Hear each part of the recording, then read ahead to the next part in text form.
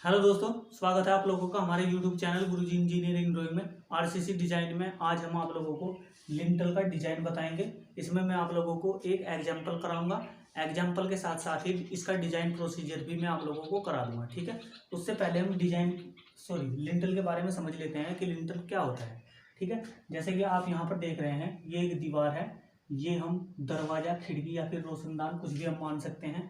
इसके ऊपर जो ये क्षैतिज पट्टी डाली गई है, इसे ही हम लिंटल बोलते हैं। ठीक है, तो इस लिंटल के कारण जो भार होता है और इसके ऊपर जो बनी हुई दीवार है, ठीक है, उसमें डाट क्रिया होती है। ठीक है, आर्क रिएक्शन होता है।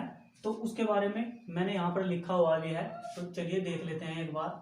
डाट क्रिया, लिंटल के ऊपर दीवार की ऊंचाई कुछ भी हो सकती है। ठीक है, चिनाई में अपनाई गई चाल के कारण लिंटल के ऊपर एक काल्पनिक निवारक डाट बन जाती है। ठीक है, जो दीवार के तथा अन्य भार को सीधे लिंटल पर न डालकर प्रवेश द्वार के पार्श्व में स्थानांतरित कर देती है। ठीक है, तो कहने का मतलब ये है कि जो ये हमारा लिंटल है, इसके ऊपर जो ये चिनाई है, ठीक है, इसमें एक काल्पनिक निवारक डाट बन जाती है, जिससे ये ये हमारे पार्श्व हिस्से हैं, साइड साइड है ये हमारी, तो इस दीवार का भार भी, इससे इस लिंटल से ऊपर की दीवार का भार भी इन्हीं पर आ जाता है। ठीक है, वो किस प्रकार आता है, जैसे कि आप यहाँ पर ये देख रहे हैं, ये इसमें अगर हम यहाँ की बात करें, इस रद्दे की, ठीक है, ये ईंट जो है अपना भार इस ईंट पर दे रही है। ठीक है, तो जब ये ईंट अपना भार इस ईंट पर देगी, ठीक है, तो इसके ऊपर जो ईंट है, इस पर जो भार आ रहा है इस ईंट पर, ठीक है, वो भार इसके थ्रू इसी ईंट पर ही स्थानांतरित हो जाएगा। इसी प्रकार से ऊपर की जो ईंट है, उनका भार भी इसी तरह से नीचे स्थानांतरित होता जाएगा। ठीक है, इधर भी और इधर भी। तो यदि डाट क्रिया होगी तो ऐसा होगा, लेकिन यदि डाट क्रिया नहीं होगी, ठीक है, तो यहाँ का जो ये आयताकार हिस्सा है, ठीक है, इतना हिस्सा, तो उसका भार भी इस डाट पर ही आता हुआ माना जाएगा। ठीक है, लेकिन यदि आपकी उत्तम श्रेणी की चिनाई है, तो उस कंडीशन में ये क्रिया संभव है। तो इधर का जो लोड होगा पूरा का पूरा, वो इधर और इधर की दीवारों पर स्थानांतरित हो जाएगा। ठीक है, तो ये होती है आपकी डाट क्रिया। अब हम बात करते हैं कि लोड की। लोड किस तरह से इस पर कार्य करता है। ठीक है, डाट क्रिया के कारण लिंटल पर सीधा पड़ने वाला दीवार का भार त्रिभुजाकार माना जाता है। ठीक है, जो हमारी डाट क्रिया होती है, ठीक है, इसके कारण जो इस लिंटल पर पड़ने वाला जो भार है, वो केवल इस त्रिभुज के अंदर, ठीक है, जो इस त्रिभुज के अंदर दीवार है, उसका भार ही इस लिंटल पर आता हुआ माना जाता है, जिसका आधार पाट की प्रभावी चौड़ाई ली जाती है। यानी कि ये पाट की जो प्रभावी चौड़ाई है L, ठीक है, ये इसका आधार लिया जाता है। त्रिभुज का आधार कोण उत्तम श्रेणी की चिनाई के लिए 45 डिग्री तथा घटिया श्रेणी की चिनाई के लिए 60 डिग्री लिया जाता है। ठीक है, ये पॉइंट आपको ध्यान रखने का है कि उत्तम श्रेणी की यदि आपकी चिनाई की हुई है, तो त्रिभुज का भार 45 डिग्री लिया जाता है। और यदि घटिया श्रेणी की चिनाई की हुई है, ठीक है, जिसमें जो ये रद्दे हैं आपस में, इनकी जो ये लाइनें हैं आपस में मिल रही है, तो इस प्रकार की जो चिनाई होती है वो घटिया श्रेणी की चिनाई होती है। ठीक है, आपने कहीं कहीं पर ऐसा देखा होगा। तो उसके कारण क्या होता है, उसके कारण दीवारों में दरार देखी जा सकती है। ठीक है, तो जब आपकी इंग्लिश बॉन्ड होगा तो वो ज़्यादा मजबूत होता है। आपको पता है सभी बॉन्ड्स में सबसे ज़्यादा मजबूत जो है इंग्लिश बॉन्ड होगा, तो उसे हम कह सकते हैं उत्तम श्रेणी की चिनाई। ठीक है, तो इस कंडीशन में कि यदि आपका इंग्लिश बॉन्ड हो, तो इस कंडीशन में आप 45 डिग्री का कोण रखेंगे, और यदि घटिया श्रेणी की चिनाई हो तो वहाँ पर आप 60 डिग्री का कोण रखेंगे। ठीक है, डाट क्रिया उत्पन्न होने के लिए यह आवश्यक है कि लिंटल के ऊपर दीवार की ऊंचाई, ठीक है, यानी कि ये जो लिंटल है, इसके ऊपर जो दीवार है, इसकी ऊंचाई यदि हम h मान रहे हैं, ठीक है, दीवार की ऊंचाई त्रिभुज की ऊंचाई का 1/4 गुना या 1.25 गुना या इससे अधिक हो। ठीक है, यानी कि ये जो ऊंचाई है हमारी, ठीक है, ये हाइट है, ठीक है, ये अधिक होनी चाहिए डाट क्रिया संभव होने के लिए 1.25 गुना त्रिभुज की ऊंचाई। ठीक है, त्रिभुज की ऊंचाई कितनी है h, यानी कि जो ये मान आएगा, ठीक है, और ये h मान, ये इससे अधिक होना चाहिए। ठीक है, तब जाकर हम कह सकते हैं कि हमारी दीवार में डाट क्रिया संभव है, यानी कि हमारे लिंटल के ऊपर डाट क्रिया संभव है। अन्यथा यदि जो हमारी अन्यथा ये अगर नहीं होगा, ठीक है, तो हमारी डाट क्रिया संभव नहीं है। और इसके ऊपर का जो भार है ये आयताकार भाग, ठीक है, इसका जितना भी वेट होगा वो सारा का सारा इस लिंटल पर ही आएगा। ठीक है, आई होप आप लोग इस बात को समझ गए होंगे। ठीक है, तो चलिए अब हम डिजाइन आप लोगों को कराएंगे। लिंटल का डिजाइन बनाने से पहले सबसे पहले आपको कुछ पॉइंट्स हैं उनके बारे में भी जानकारी होनी जरूरी है। उत्तम श्रेणी की ईंट चिनाई का भार 19,200 न्यूटन घन मीटर लिया जाता है। ठीक है, यानी कि एक घन मीटर में 19,200 न्यूटन ईंटें आ जाती है। ठीक है, और प्रबलित कंक्रीट का भार 25,000 न्यूटन प्रति घन मीटर लिया जाता है। इसका तो आपको भली बात, इससे तो आप परिचित होंगे। ठीक है, फिर त्रिभुज चिनाई का भार हम किस प्रकार ज्ञात करेंगे। ठीक है, यानी कि जो हमारा लिंटल है इसके ऊपर जो त्रिभुज है, आपको पता है यदि उत्तम श्रेणी की ईंट चिनाई है तो इस त्रिभुज के कारण ही इस लिंटल पर भार आ रहा है। ठीक है, तो हमें इस लिंटल के ऊपर जो ये भार आ रहा है इसका मान हमें ज्ञात करना होगा। उसका मान हम मान लेंगे कि वो W1 है। ठीक है, तो सबसे पहले हम त्रिभुज का क्षेत्रफल ज्ञात करेंगे। ठीक है, जो ये हमारा त्रिभुज है इसका क्षेत्रफल, फिर गुणा दीवार की मोटाई, यानी कि इस दीवार की कितनी मोटाई है जिस पर यह लिंटर डाला जा रहा है। ठीक है, और फिर चिनाई का भार। ठीक है, इससे हम W1 का मान ज्ञात कर लेंगे। फिर लिंटल पर स्वयं का भार हम ज्ञात करेंगे। ये जो हमारा लिंटल है इसका स्वयं का भार, लिंटल का भार ज्ञात करने के लिए 2 मीटर पार्ट तक इसकी मोटाई 10 सेंटीमीटर से 15 सेंटीमीटर लेंगे।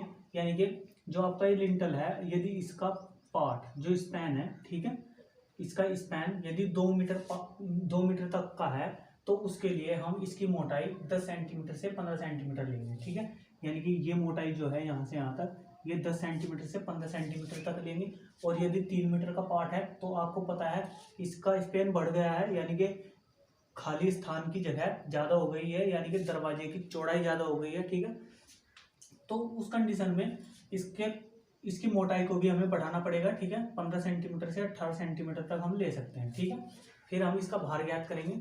लिंटल की चौड़ाई, ठीक है, सबसे पहले लिंटल की चौड़ाई, फिर गुणा मोटाई, फिर गुणा लंबाई और गुणा कंक्रीट का भार। ठीक है, इससे हम लिंटल का स्वयं का भार ज्ञात कर लेंगे। इस भार के कारण बंकन आघूर्ण W2L/8, ठीक है, न्यूटन मीटर या WL²/8 होगा। ठीक है, तो ये जो W2 है ये क्या है, ये इस लिंटल की पूरी लंबाई में जितना भार है वो है। ठीक है, लिंटल की पूरी लंबाई में जो भार है। ठीक है, और ये जो W है ये प्रति मीटर लंबाई में जो भार है, यानी कि 1 मीटर की लंबाई में जितना भार है वो स्मॉल W है, और जो पूरी की पूरी लंबाई में जो भार है वो W2 है। ठीक है, तो हम W2L/8 भी कह सकते हैं या फिर WL²/8 भी से कह सकते हैं। ठीक है, फिर कुल बंकन आघूर्ण ज्ञात करेंगे हम, बेंडिंग मोमेंट। ठीक है, W1L/6, ठीक है, यानी कि जो ये त्रिभुज की चिनाई का भार है W1, ठीक है, इसका बेंडिंग मोमेंट होता है आपका W1L/6। ठीक है, और प्लस जो आपका W2 है उसके कारण तो आप जानते ही हैं कि बंकन आघूर्ण क्या होता है, W2L/8। ठीक है, फिर हम कुल कर्तन बल ज्ञात करेंगे, क्योंकि आपको इसमें भी शियर की जांच करनी पड़ेगी। ठीक है, चेक इन शियर करना पड़ेगा, तो उसमें हमें कर्तन बल का मान भी चाहिए होगा। तो कर्तन बल का मान आप इस फॉर्मूले से ज्ञात करेंगे। सबसे पहले W1 + W2/2। ठीक है, इस फॉर्मूले से हम कर्तन बल का मान ज्ञात कर लेंगे। तो ये सब कंडीशन हमें शुरू में ही करनी है अपने डिजाइन में। ठीक है, चलिए अब हम जो आपका लिंटल होता है उस पर एक डिजाइन करते हैं। चलिए बच्चों, अब एक एग्जांपल ले लेते हैं कि लिंटल का डिजाइन किस प्रकार किया जाता है। ठीक है, यहाँ पर मैंने ये क्वेश्चन लिखा हुआ है। इस क्वेश्चन में जो भी टर्म्स यूज होगी, ठीक है, वो आपको कार्यस्थल पर यानी कि साइट पर आपको प्राप्त हुई होगी। ठीक है, यानी कि वहाँ पर ये सभी चीज़ें आपको वहाँ पर मिल जाएगी। बाकी आपको जो लिंटल का डिजाइन है कि हमें उसमें कितना रेनफोर्समेंट डालना है, ठीक है, उसका बेंडिंग मोमेंट क्या होगा, उस पर मोमेंट ऑफ रेसिस्टेंस क्या होगा, ठीक है, वो सभी पॉइंट्स आपको निकालने हैं और फिर उन्हें चेक भी करना है। ठीक है, तब जाकर आप अपना डिजाइन सही से कर पाओगे। ठीक है, आप देख पाओगे कि हम जो लिंटल डाल रहे हैं उस पर कितना भार आ रहा है। ठीक है, उस पर चिनाई का भार कितना है और वो कितना लोड बेयर कर सकता है। तो ये सभी चीज़ें निकालनी होती है आपको डिजाइन में। ठीक है, तो चलिए शुरू करते हैं। एक प्रवेश द्वार जिसका पार्ट 2 मीटर है के लिए RCC लिंटल का डिजाइन कीजिए। लिंटल के ऊपर दीवार की ऊंचाई 1.5 मीटर से अधिक है, दीवार की मोटाई 300 मिलीमीटर मान ले, लिंटल के लिए M15 ग्रेड की कंक्रीट का प्रयोग करें और Fe 415 टोर इस्पात प्रयोग करें और M बराबर 18 लें।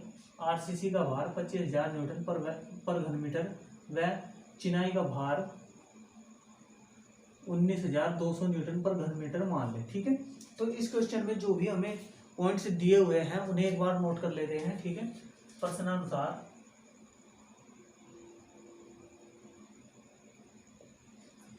शुद्ध पाठ दिया हुआ है हमें इसका 2 मीटर का। ठीक है, और इसमें हमें दीवार की मोटाई दी हुई है, दीवार की मोटाई। ठीक है, दीवार की मोटाई हमें दी हुई है 300 mm। ठीक है, यानी कि 300 मिलीमीटर। और इसमें हमें एक चीज और दी है कि इसमें हमें ग्रेड दे दी गई है, इस्पात और कंक्रीट। ठीक है, कंक्रीट और इस्पात की ग्रेड हमें दे दी गई है, लेकिन हमें सिग्मा सीबी और सिग्मा एसटी के मान नहीं दिए हुए हैं। ठीक है, तो ऐसी कंडीशन होगी तो उस कंडीशन में मैं आप लोगों को बता दूं कि जो हमारा अनुज्ञेय प्रतिबल होता है कंक्रीट का, ठीक है, कंक्रीट का अनुज्ञेय प्रतिबल और जो हमारा इस्पात होता है उसका अनुज्ञेय प्रतिबल, तो उसे निकालने का एक फॉर्मूला है। ठीक है, अभिलाक्षणिक सामर्थ्य बटे सुरक्षा गुणांक। ठीक है, तो उसके लिए हमें अभिलाक्षणिक सामर्थ्य पता होना चाहिए और सुरक्षा गुणांक पता होना चाहिए कि कंक्रीट का सुरक्षा गुणांक क्या होता है और हमारे इस्पात का सुरक्षा गुणांक क्या होता है। ठीक है, तो जो हमारी कंक्रीट होती है, जैसे कि M15 ग्रेड की यदि कंक्रीट की बात हम करें, ठीक है, तो उसकी अभिलाक्षणिक सामर्थ्य जो है वो 15 होती है और M का मतलब होता है मिक्स। ठीक है, इसमें जो M15 है ये इन्हीं दो चीज से मिलकर बना हुआ है, M15 M4 मिक्स, और 15 जो है ये अभिलाक्षणिक सामर्थ्य है। ठीक है, तो हम इस अभिलाक्षणिक सामर्थ्य को यदि कंक्रीट के सुरक्षा गुणांक, कंक्रीट का सुरक्षा गुणांक जो है वो 3 होता है। ठीक है, इससे यदि भाग कर दे तो हमारा जो मान निकल कर आता है, ठीक है, तो वो कंक्रीट के लिए अनुज्ञेय होगा, यानी कि वहां तक का प्रतिबल उस पर कार्यरत माना जाएगा। ठीक है, तो सेफ्टी के लिए हम ये इतना अनुज्ञेय प्रतिबल लेते हैं जिससे कि लोड ऊपर ना बढ़ पाए और हमें प्रतिबल की कम से कम क्षमता का यूज करना पड़े। ठीक है, तो अब सिग्मा सीबी का मान हमारा यहाँ से निकल कर आ जाएगा 5 न्यूटन पर mm²। ठीक है, और सिग्मा एसटी की यदि हम बात करें तो इसमें जो हमें इस्पात का ग्रेड दिया हुआ है वो है Fe 415। ठीक है, तो जो ये Fe है ये तो फेरम होता है, ये तो आपको पता ही है। ठीक है, और जो हमारा 415 है, ठीक है, ये होती है अभिलाक्षणिक सामर्थ्य इस्पात की। तो इस्पात की अभिलाक्षणिक सामर्थ्य को हम 1.78 से भाग कर देंगे। 1.78 जो है वो इस्पात का सुरक्षा गुणांक होता है। ठीक है, जब हम इसे इससे भाग करेंगे तो ये आ जाता है 230 पॉइंट कुछ समथिंग आता है, लेकिन इसे 230 न्यूटन पर mm² हम मान लेते हैं। ठीक है, तो 230 न्यूटन पर mm² मानने पर सिग्मा एसटी का भी मान हमारा निकल कर आ जाता है। ठीक है, तो सिग्मा M15 ग्रेड की हम यहाँ पर लिखेंगे, M15 ग्रेड की कंक्रीट के लिए, कंक्रीट के लिए सिग्मा सीबी का मान आया है हमारा 5 न्यूटन पर mm²। ठीक है, ये आप डायरेक्टली लिख सकते हैं। और Fe 415 ग्रेड इस्पात के लिए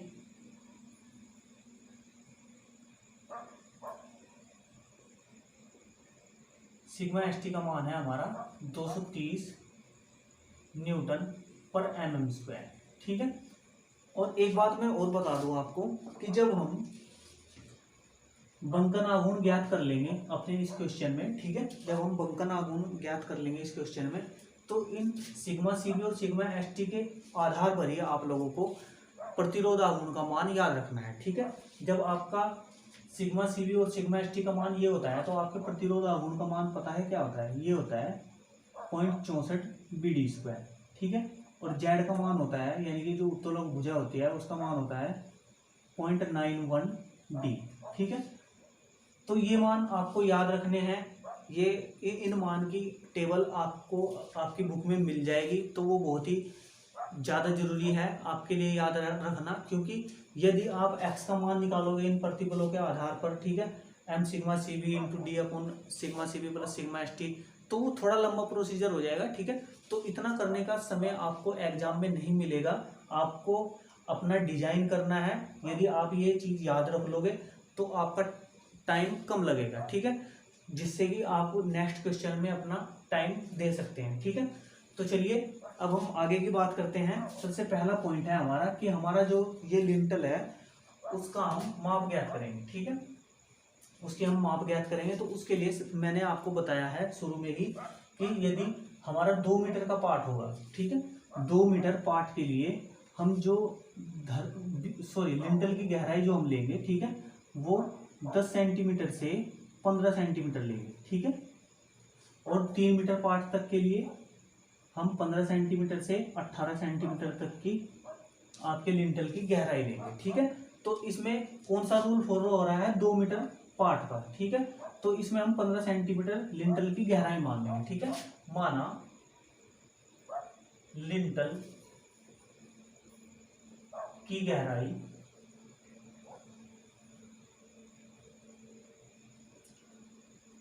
150 मिलीमीटर है, ठीक है, तथा प्रभावी गहराई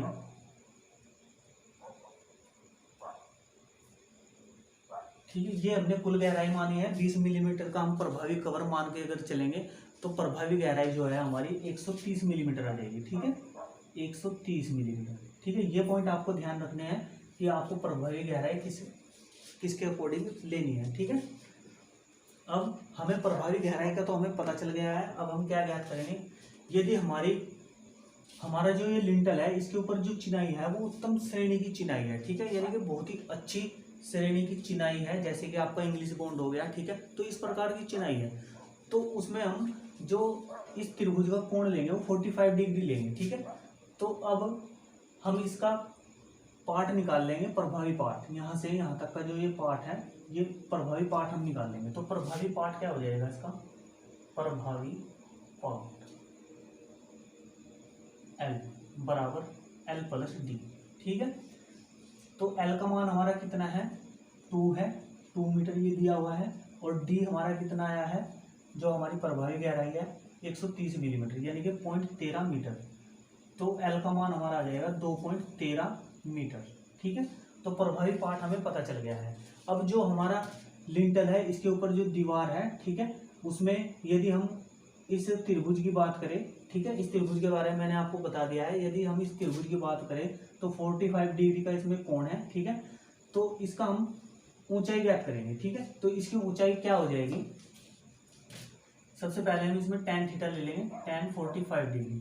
तो tan 45 डिग्री क्या होता है, लंब बटे आधार, ठीक है।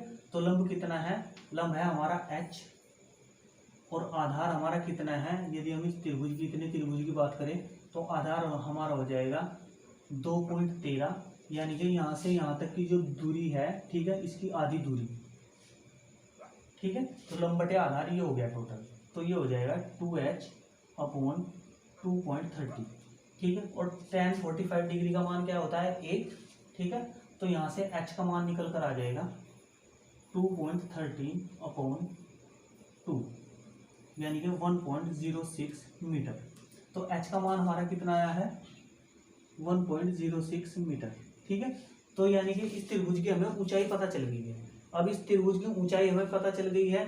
अब हमें देखना है कि जो हमारा लिंटल है इससे ऊपर की जो ऊंचाई है, ठीक है, यानी कि दीवार की जो ऊंचाई है, इससे ऊपर बनी हुई जो दीवार है उसकी ऊंचाई, ठीक है, इस त्रिभुज की ऊंचाई के 1/4 या फिर 1.25 गुना से अधिक होनी चाहिए। यानी कि यदि हम इसे h मान लेंगे, ठीक है, तो ये h जो दूरी है ये अधिक होनी चाहिए 1.25 गुना h। यदि ये रूल फॉलो हो रहा है तो इस लिंटल के ऊपर डाट क्रिया संभव है, ठीक है, यानी कि लिंटल के ऊपर जो ये दीवार है तो इसमें डाट क्रिया संभव है। डाट क्रिया संभव कैसे होती है ये मैंने अभी आपको पढ़ा दिया, ठीक है। तो यदि ये रूल फॉलो हो रहा है तो डाट क्रिया संभव है, और यदि ये रूल फॉलो नहीं हो रहा है यानी कि लिंटल के ऊपर जो दीवार की ऊंचाई है वो कम है इससे, ठीक है, तो इसमें डाट क्रिया संभव नहीं होगी। और लिंटल के ऊपर जितनी भी दीवार होगी, ये आयताकार दीवार, ठीक है, तो लिंटल के ऊपर इस आयताकार दीवार का भार आता हुआ माना जाएगा। ठीक है, तो चलिए चेक करते हैं। ठीक है, ये एच हमारी कितनी है, 1.5 मीटर से अधिक। ठीक है, 1.5 मीटर से अधिक है ये। ठीक है, और इसका मान कितना आ जाएगा, 1.25 गुणा एच का मान है 1.06। ठीक है, इसे हम कैलकुलेट कर लेंगे। 1.25 गुणा 1.06 ये आ रही है 1.325। ठीक है, यानी कि इसका मान ये आ रहा है। तो 1.5 अधिक है 1.325 से। ठीक है, 1.325 से। ठीक है, तो इसका मतलब है कि हमारी जो दीवार की ऊंचाई है लिंटल के ऊपर वो अधिक है हमारे इस मान से। ठीक है, तो इसलिए डाट क्रिया संभव है। ठीक है, हमें पता चल गया है कि इस क्वेश्चन में डाट क्रिया संभव है।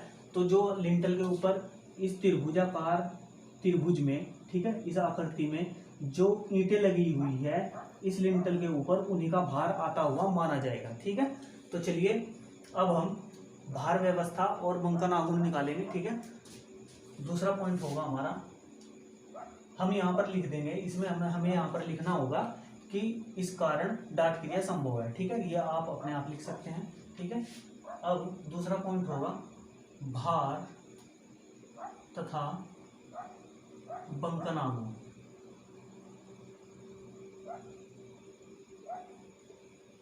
ठीक है, सबसे पहले हम भार के बारे में बात करेंगे। त्रिभुजाकार चिनाई का भार, ठीक है, जो कि लिंटल के ऊपर त्रिभुजाकार चिनाई है, ठीक है, उसका भार। ठीक है, तो पहला पॉइंट हो जाएगा हमारा त्रिभुजाकार चिनाई का भार, ये हो जाएगा त्रिभुज का क्षेत्रफल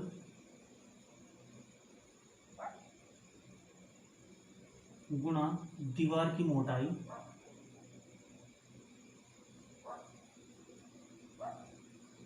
और गुणा चिनाई का भार। ठीक है, तो ये फॉर्मूला होगा हमारा, इसे हम निकाल लेंगे। अब जो भी पॉइंट्स आएंगे हमारे,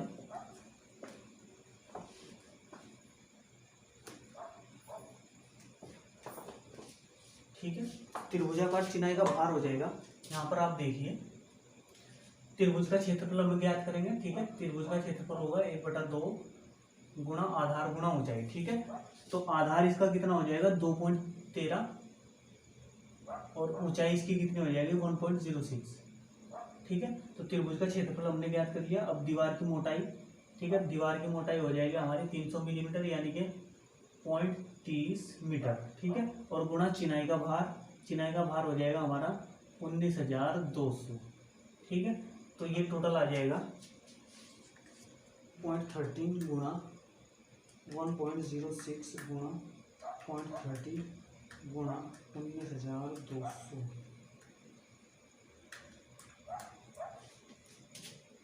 6,502 न्यूटन। ठीक है, तो 6,502 न्यूटन आ गया है W1 का मान। ठीक है, इसे हम W1 मान लेंगे। तो W1 का मान कितना आ गया है 6,502 न्यूटन। और इसके कारण बंकन आघूर्ण,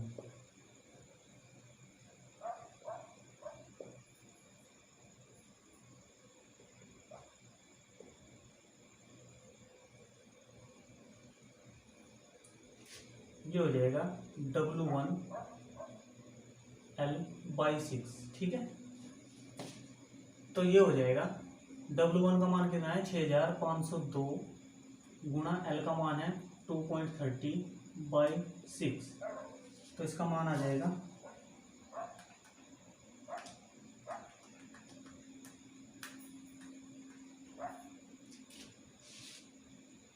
2309 न्यूटन मीटर। ठीक है, या फिर हम कह सकते हैं 2309 गुणा 10⁻³ न्यूटन मिलीमीटर। ठीक है, तो इसके कारण बंकन आघूर्ण हमारा कितना आ गया है 2309 गुणा 10⁻³ न्यूटन मिलीमीटर। अब जो हमारा लिंटल है इसका स्वयं का भार हम निकालेंगे। लिंटल का स्वयं का भार, स्वयं का भार इसका कितना हो जाएगा, प्रति मीटर लेंगे हम, ठीक है। 1 गुणा लिंटल की चौड़ाई यानी कि 0.30 और गुणा इसकी ऊंचाई यानी कि यहाँ से यहाँ तक की 0.15, कुल गहराई तो इसकी 0.15 है, ठीक है, ये तो मैंने आपको बता दिया था, यानी कि 15 सेंटीमीटर, और गुणा RCC का भार 25,000, ठीक है। तो इसे कैलकुलेट कर लेंगे हम।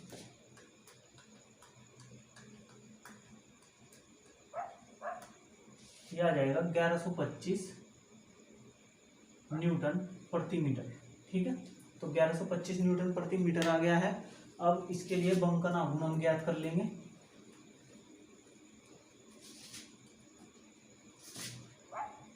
इसके कारण बंकन आघूर्ण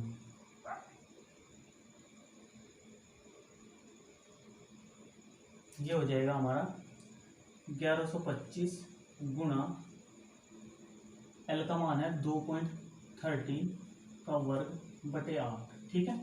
तो ये होता है WL² सॉरी WL²/8, ठीक है। जो बंकन आघूर्ण होता है इसका WL²/8, ठीक है। सम्मिश्रित भार के लिए जो बंकन आघूर्ण होता है सिंपली सपोर्टेड बीम या फिर लिंटल पर WL²/8 होता है, ठीक है। तो उससे ही हम ये निकाल रहे हैं, तो ये आ जाएगा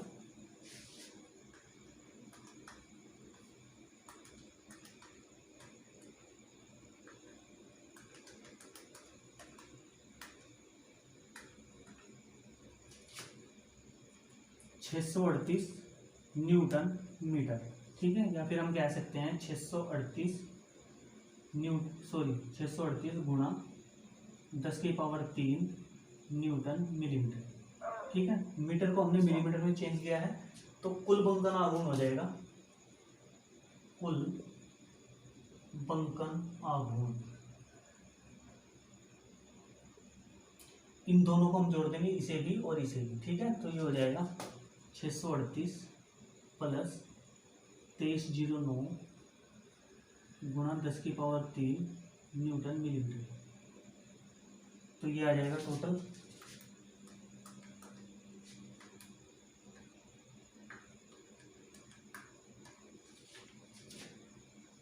2947 गुणा 10⁻³ न्यूटन मिलीमीटर, ठीक है।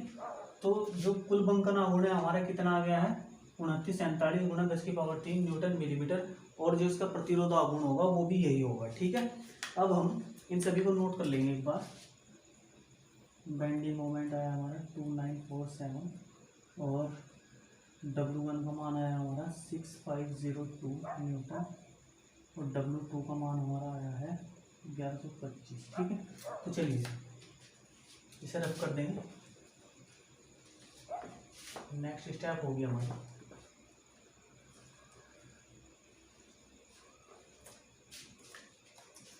नेक्स्ट स्टेप नेक्स्ट स्टेप 3, ठीक है। लिंटल की गहराई,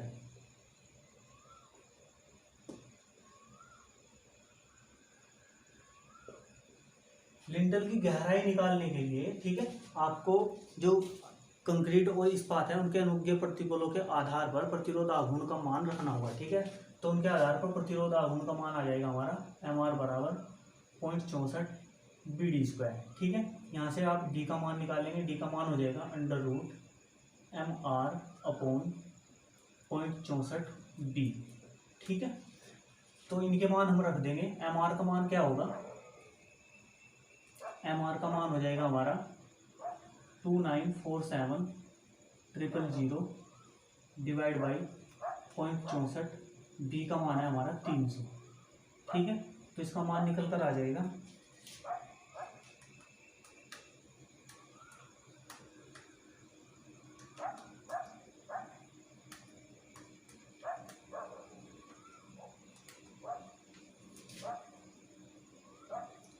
124.6 मिलीमीटर, या फिर हम कह सकते हैं 125 मिलीमीटर, ठीक है। ये डी का मान हमने क्यों निकाला है, अब इसकी बात हम करते हैं। ठीक है, आप सोच रहे होंगे कि हमने सबसे शुरू में पार्ट के आधार पर, यानी कि जो स्पैन होता है उसके आधार पर हमने धरण की गहराई जो है 15 सेंटीमीटर ले ली थी, यानी कि 150 मिलीमीटर। फिर हमें दोबारा इस डी का मान क्यों निकालना पड़ा। ठीक है, तो हम ये चेक कर रहे हैं, एक तरह से इसे चेक करना ही कह सकते हैं कि जो हमारा लिंटल है और जो उसकी हमने गहराई मानी थी, ठीक है, वो गहराई हमारी सही है या नहीं है। क्यों, क्योंकि जो हमारा भार व्यवस्था है, जो हमारी भार व्यवस्था है और जो हमारा बेंडिंग मूवमेंट है, उसके आधार पर यदि हम गहराई निकाल रहे हैं तो उसके आधार पर क्या आ रही है हमारी गहराई। यदि हमारी गहराई बहुत ही कम आ रही है, जैसे कि लगभग 60-70 का अंतर होता हमारा, ठीक है, हमारा यदि 60-70 का अंतर होता उस गहराई में, ठीक है, तो हमें क्या करना पड़ता है, जो हमारा लिंटल है उसका सेक्शन हमें बढ़ाना पड़ता है या फिर घटाना पड़ता। ठीक है, वो हमें करना पड़ता। जो हमने गहराई मानी थी वो फिर से हमें माननी पड़ती। ठीक है, इस आई हुई गहराई के अनुसार। ठीक है, लेकिन हम जो ये निकाल के लेकर आए हैं, अब हम यहाँ पर चेक करेंगे कि जो हमने मानी हुई गहराई थी हमारी वो सही है या नहीं है। ठीक है, तो अब आप देख रहे हैं कि जो हमने हमारी जो प्रभावी गहराई आई है वो 125 मिलीमीटर आई है। ठीक है, तो यदि इसमें हम 20 मिलीमीटर का आवरण जोड़ देंगे तो ये टोटल कितनी हो जाएगी, कुल गहराई हो जाएगी हमारी 145, यानी कि 145 मिलीमीटर। और हमने क्या मानी थी, 150 मिलीमीटर, तो 5 मिलीमीटर का, केवल 5 मिलीमीटर का अंतर है, तो इतना अंतर चल जाएगा।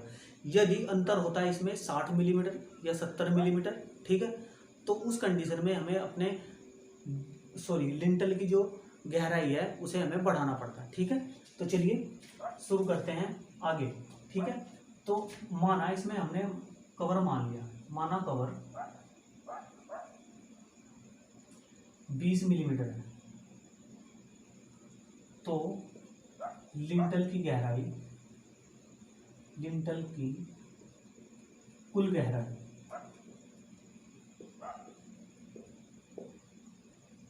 125 प्लस 20 यानी कि 145 मिलीमीटर हो जाएगी। ठीक है, तो अब हमने लिंटल की गहराई निकाल ली है। लिंटल की गहराई हमारी जो आई है वो 145 मिलीमीटर है। ठीक है, अब हम ये ध्यान नहीं रखेंगे कि हमने 150 मिलीमीटर माना था, अब हम लिंटल की गहराई 145 मिलीमीटर लेकर चलेंगे। ठीक है, अब लिंटल की गहराई के बाद हम परवलन इस्पात का क्षेत्रफल निकालेंगे। ठीक है, चौथा पॉइंट हो जाएगा परवलन इस्पात। ठीक है, इस्पात का क्षेत्रफल,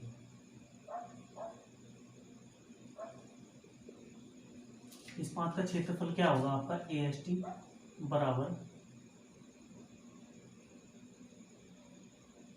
MR अपॉन सिग्मा ST गुणा Z। ठीक है, इस फॉर्मूले से हम इस्पात का क्षेत्रफल निकालेंगे। MR का मान कितना है हमारा 2947000 डिवाइड बाई सिग्मा ST का मान है हमारे पास 230 और Z का मान है हमारे पास, मैंने आप लोगों को शुरू में ही बताया है। ठीक है, 0.91D। ये Z का मान जो है हम 0.91D लेंगे जब हमारी कंडीशन सिग्मा CB का मान 5 और सिग्मा ST का मान 230 होगा। ठीक है, तो D का मान हम रख लेंगे, D का मान है हमारा 125, D का मान जो अभी हमारा आया है 125 आया है। ठीक है, तो वो हम रख लेंगे। तो इसके आधार पर क्षेत्रफल हो जाएगा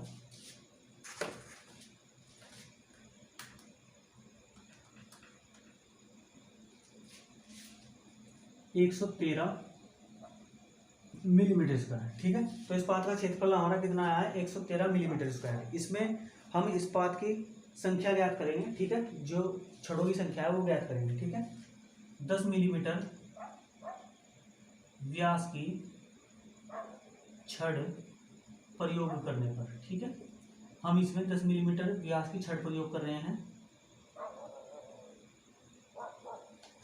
तो छड़ों की संख्या, छड़ों की संख्या, ठीक है, छड़ों की संख्या हम ज्ञात करेंगे, वो होगा AST अपॉन 8। ठीक है, ये जो क्षेत्रफल है ये मानी गई छड़ों का क्षेत्रफल है। ठीक है, AST का मान हमारा कितना आया 113 और AT का मान हमारा कितना आ जाएगा, 10 मिलीमीटर व्यास की जो छड़ होती है उनका क्षेत्रफल होता है 79। ठीक है, तो इससे हम इसे ज्ञात करेंगे, तो ये हो जाएगा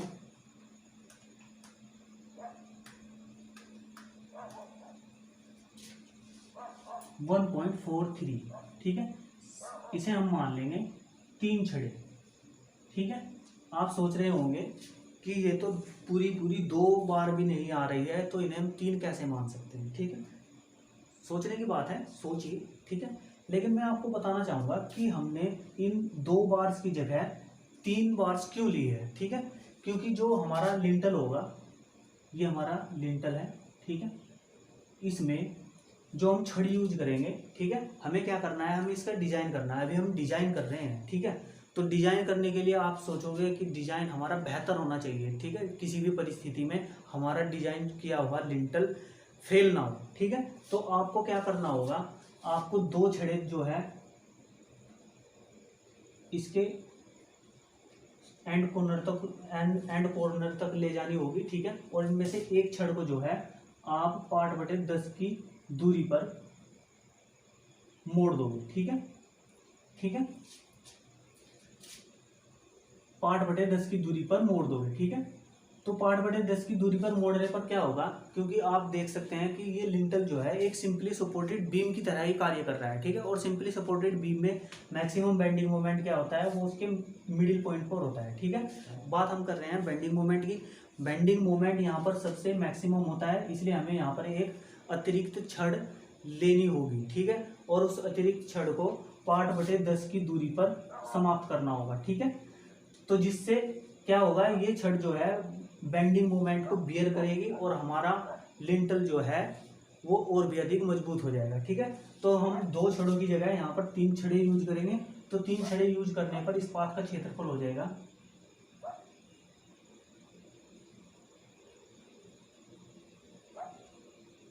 3 × 79, ठीक है। 10 मिलीमीटर की हम बार यूज कर रहे हैं, 10 मिलीमीटर की बार का क्षेत्रफल होता है, आप इस फॉर्मूले से निकाल सकते हैं, पाई/4 × 10 का वर्ग, ठीक है। इससे आएगा आपका 79। तो ये हो जाएगा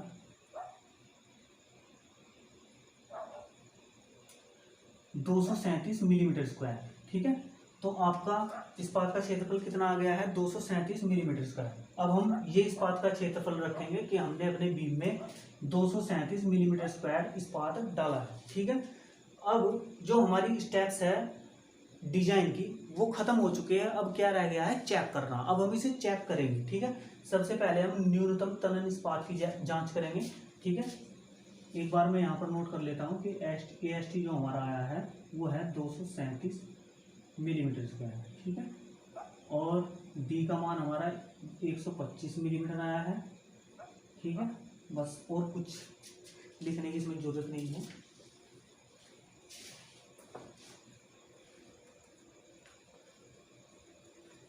चलिए चेक करते हैं अब इसे।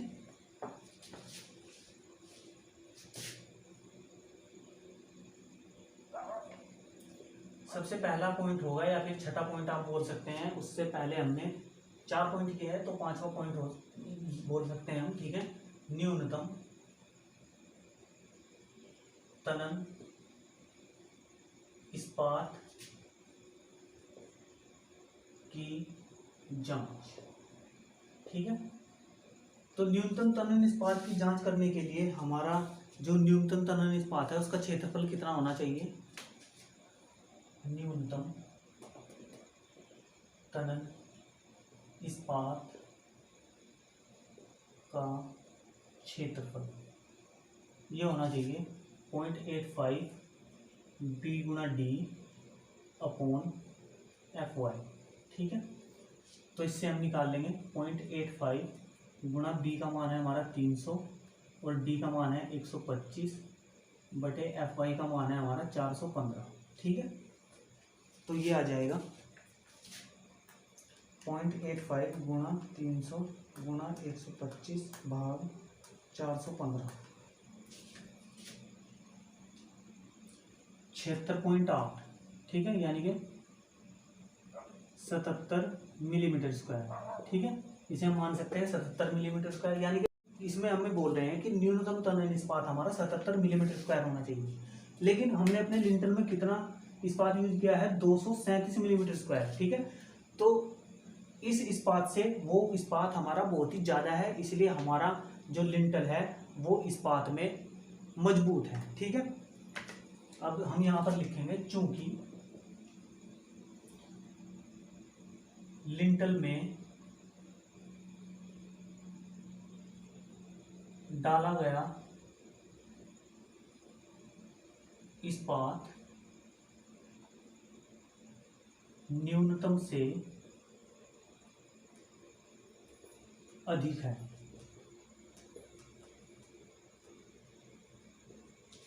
अतः लिंटल इस्पात में सुरक्षित है। ठीक है,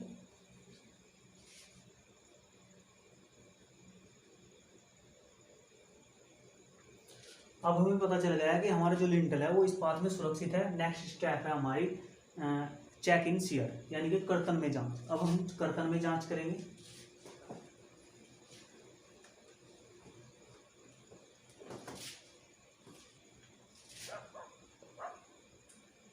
कर्तन में जांच। ठीक है, सबसे पहले हमें क्या निकालना होगा? कर्तन बल। ठीक है, कर्तन में जांच करने के लिए आपका सबसे पहला पॉइंट यही होना चाहिए कि आपको कर्तन बल निकालना है कि कर्तन बल कितना आ रहा है। ठीक है, तो उसी के अनुसार आप स्टेप्स आगे बढ़ेंगे। कर्तन बल V, ठीक है, ये होगा W1/2 और प्लस W2L/2। ठीक है, W1 का मान कितना था हमारा? 6502/2 और प्लस W2 का मान था हमारा 1125 गुणा L का मान है हमारा 2। ठीक है, इसमें जो है ये शुद्ध पाठ ही लिया जाएगा, तो ये हो जाएगा बाई 2 से 2 कैंसिल हो जाएगा और इसे हम कैलकुलेट कर लेंगे।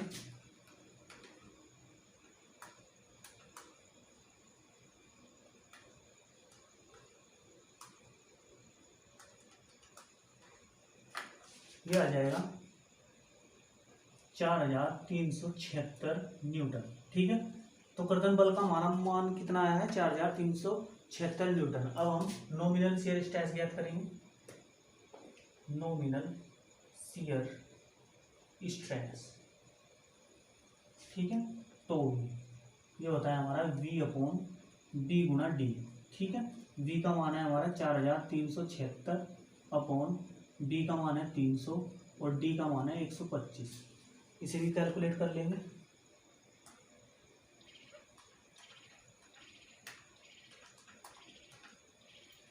ये आ गया हमारा 0.1195। ठीक है, यानी कि 0.12 न्यूटन पर mm², इसे हम मान लेंगे। ठीक है, तो टोवी का मान हमारा कितना आया है? 0.12 न्यूटन पर mm²। अब टोवी का मान हमने ज्ञात कर लिया है।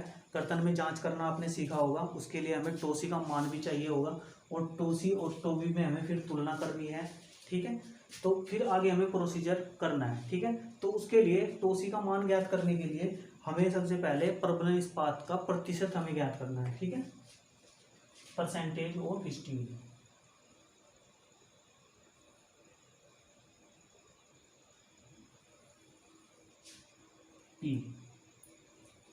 AST/B गुणा D गुणा 100, ये हो जाएगा 237/B का मान है 300 गुणा D का मान है 125 गुणा 100।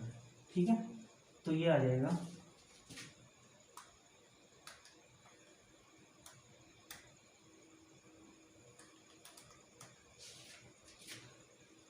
0.63%।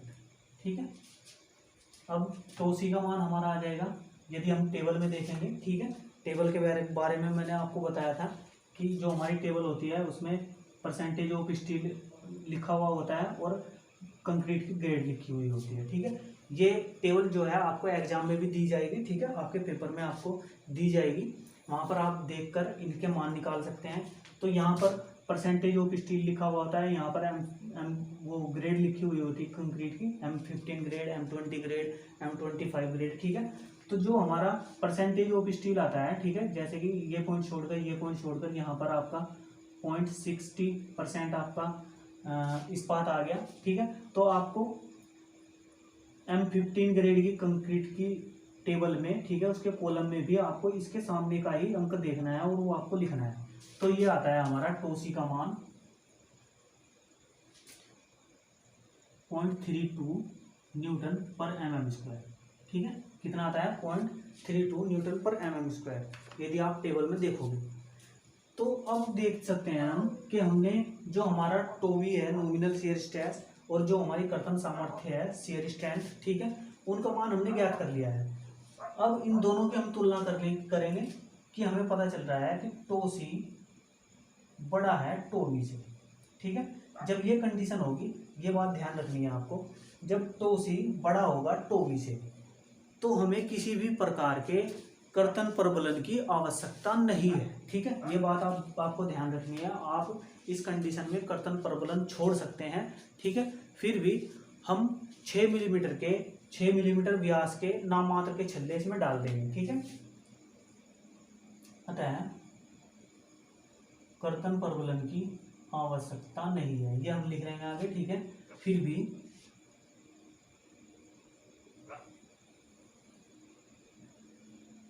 6 मिलीमीटर व्यास के छल्ले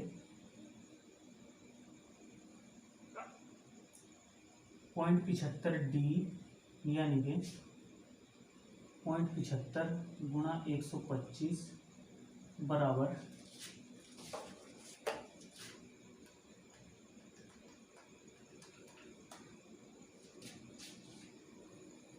93.75 मिलीमीटर। इसे हम ले लेंगे 100 मिलीमीटर। ये हम क्यों लेंगे ये भी मैं आपको बताऊंगा, पर डालेंगे। ठीक है, तो इसमें 93.75 यानी कि 94 मिलीमीटर हम क्यों नहीं ले रहे हैं, हम 100 मिलीमीटर क्यों ले रहे हैं इनकी सेंटर से सेंटर दूरी। ठीक है, क्योंकि आपने देखा होगा जब आप कंक्रीट डलवाते हैं, या फिर आपने अपनी साइट पर भी देखा होगा, ठीक है, तो जो ये छल्ले लगाए जाते हैं इनमें कम से कम इतना गैप जरूर होना चाहिए जिससे कि इनके बीच में हम कंक्रीट को आसानी से भर दें। ठीक है, यदि 100 मिलीमीटर यानी कि 10 सेंटीमीटर से कम इनका गैप होगा, सेंटर टू सेंटर दूरी इनसे कम होगी, ठीक है, तो वहाँ पर हमें कंक्रीट डालना और उसका कंपैक्शन करना वहाँ पर हमें थोड़ा कठिन पड़ जाता है। तो इस कारण से हम जो छल्लों की सेंटर टू सेंटर दूरी होती है लगभग 10 सेंटीमीटर से अधिक ही लेते हैं। ठीक है, तो 100 मिलीमीटर के स्पेस पे हम इन छल्लों का यूज करेंगे। ठीक है, तो ये हो गया है आपका कर्तन में जांच। नेक्स्ट है आपका जो विकास लंबाई में जांच होती है। ठीक है, चेकिंग डेवलपमेंट लेंथ। चलिए उसके बारे में भी लिख देते हैं एक बार।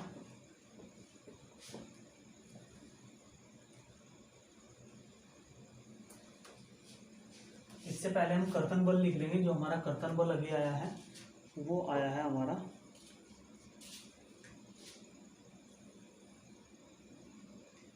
437.6। ठीक है, न्यूटन, ये आया है हमारा कर्तन बल। विकास लंबाई में जांच।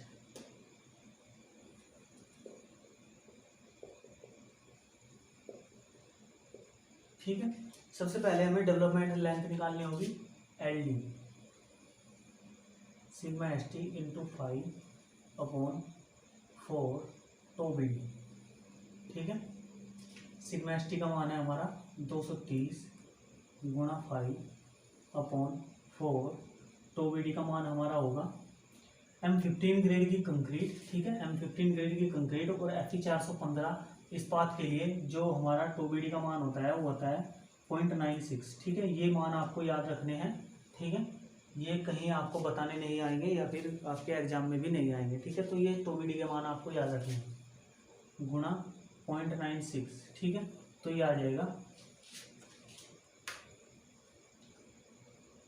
230/4 और भाग 0.96 59.89 या फिर इसे हम कह सकते हैं 60 फट। ठीक है, तो एल डी का मान जो हमारा डेवलपमेंट लेंथ है वो कितना आया है 60 पाई। अब हम एल जीरो का मान निकालेंगे, यानी कि जकड़ लंबाई। जकड़ लंबाई क्या होती है एल जीरो, ठीक है। जकड़ लंबाई जो होती है उसका मान 12 फाई या डी जो भी अधिक हो, ठीक है। तो जकड़ लंबाई हमारी कितनी ली जाती है 12 फाई या डी जो भी इनमें अधिक होगा वो हम लेंगे। तो इसे हम देखेंगे, तो ये क्या हो जाएगा 12 गुना 10 या डी का मान हमारा कितना है 125। इनमें जो अधिक होगा यानी कि ये 120 हो गया, ये 125 यानी कि 125 मिलीमीटर लेंगे हम, ठीक है। एल जीरो का मान हम कितना लेंगे 125 मिलीमीटर। तो चलिए अब हम M1 का मान निकालेंगे, ठीक है। M1 तो जैसे कि हमने प्रबलन इस्पात डाला है अपने लिंटल में, ठीक है। तो मैंने आपको बताया था कि हमने 3 छड़े यूज किए, ठीक है। 3 छड़ों में 2 छड़े जो है हम यहाँ तक लेकर चले गए, ठीक है। और एक छड़ जो है वो हमने यहीं पर मोड़ दी थी 5/10 की दूरी पर। तो आलम्बों तक जो छड़े जा रही है, जो आलम्बों तक छड़े जा रही है वे केवल 2 छड़े हैं, ठीक है। तो इसमें जो इस्पात का क्षेत्रफल हम लेंगे वो केवल 2 छड़ों का क्षेत्रफल लेंगे, ठीक है। यानी कि M1 का फॉर्मूला होता है हमारा AST गुणा सिग्मा ST और गुणा Z, ठीक है। तो ये जो क्षेत्रफल होगा ये 2 छड़ों का क्षेत्रफल होगा, ठीक है। एक छड़ का क्षेत्रफल हमारा क्या होता है 79, तो 2 छड़ का कितना हो जाएगा 2 गुना, और गुणा सिग्मा ST का मान है 230 और Z का मान है 0.91 और D यानी कि Z हमारा 0.91 D होता है ना 0.91 D, तो D का मान हम रख देंगे 125। तो टोटल ये आ जाएगा 2 गुणा 79 गुणा 230 गुणा 0.91 गुणा 125 4133675 न्यूटन मिलीमीटर, ठीक है। तो M1 का मान हमारा कितना आ गया ये आ गया। अब जो हमारी डेवलपमेंट लेंथ होती है विकास लंबाई, उसका फॉर्मूला हमारा क्या होता है L D is less than is equal to 1.3 M1/V plus L zero, ठीक है। तो ये सभी मान इसमें रखकर हम इस फाई का मान निकालेंगे, ठीक है। इस फाई का मान निकालकर हम देखेंगे कि जो हमारा माना गया फाई का मान है वो इससे कम है या अधिक है। यदि अधिक है, ठीक है, तो रोंग है, और यदि इस मान से जो ये मान हमारा फाई का आएगा इससे यदि कम है तो सही है, ठीक है। ये बात आपको ध्यान रखनी है। तो चलिए इसके मान हम रख लेंगे।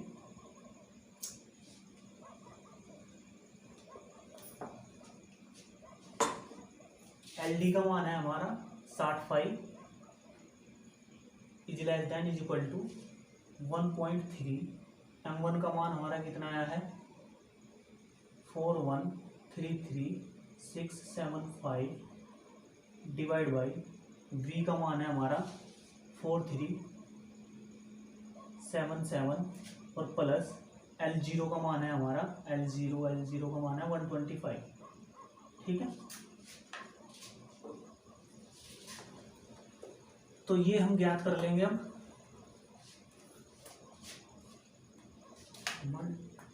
कैलकुलेशन करेंगे इसकी हम 4133675 डिवाइड बाई 4377 गुणा 1.3 प्लस 125, ठीक है। तो ये आ जाता है 135273, ठीक है। Set phi is less than, ठीक है। तो फाई का मान यहाँ से आ जाएगा, जब हम इसे भाग करेंगे तो ये आ जाएगा 22 मिलीमीटर, ठीक है। अब आप देख रहे हैं कि जो हमने फाई का मान माना था, 10 मिलीमीटर की बार हमने मानी थी, ठीक है। ये 10 मिलीमीटर की बार हमने मानी थी, तो ये जो मानी गई बार है वो कम है, ठीक है, और जो यहाँ पर आ रही है वो अधिक है, ठीक है। यानी कि जो हमारा फाई का मान है वो 22 मिलीमीटर से कम होना चाहिए या फिर बराबर होना चाहिए, अधिक नहीं चलेगा, ठीक है। तो हमें पता है कि जो हमारा फाई का मान है वो 10 मिलीमीटर है, तो यानी कि ये फाई का मान हमारा 22 मिलीमीटर से कम है, इसलिए ये जांच पूरी हो जाती है विकास लंबाई में। अब हमारा और कोई पॉइंट नहीं रह रहा है।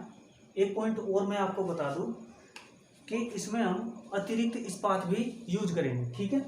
ये जो हमारा बीम है, सॉरी बीम नहीं, लिंटल, ये जो हमारा लिंटल है इसमें हमें अतिरिक्त इस्पात भी यूज करना पड़ेगा।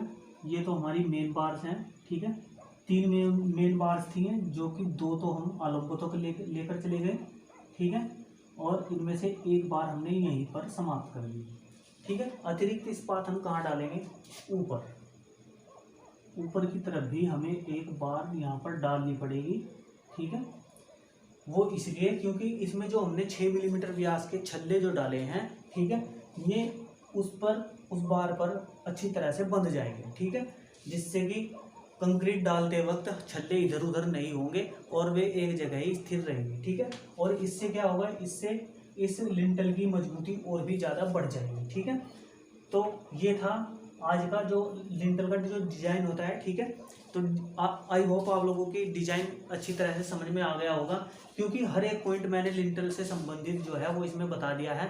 आपका कोई भी क्वेश्चन आपके एग्जाम में आ जाए लिंटल पर आधारित, ठीक है, आप उसे आसानी से कर दोगे यदि मेरे बताए हुए इस क्वेश्चन की तरह आपने एक बार भी अपनी किताब पे ध्यान दे दिया, ठीक है। इस प्रकार के क्वेश्चन यदि आप पर ये क्वेश्चन ही यदि आपने 2-3 बार निकाल लिया, ठीक है, तो इससे आपको पता चल जाएगा कि लिंटल में क्या क्या चीज़ें होती है, ठीक है, और उनमें हमें क्या क्या ज्ञात करना होता है, ठीक है।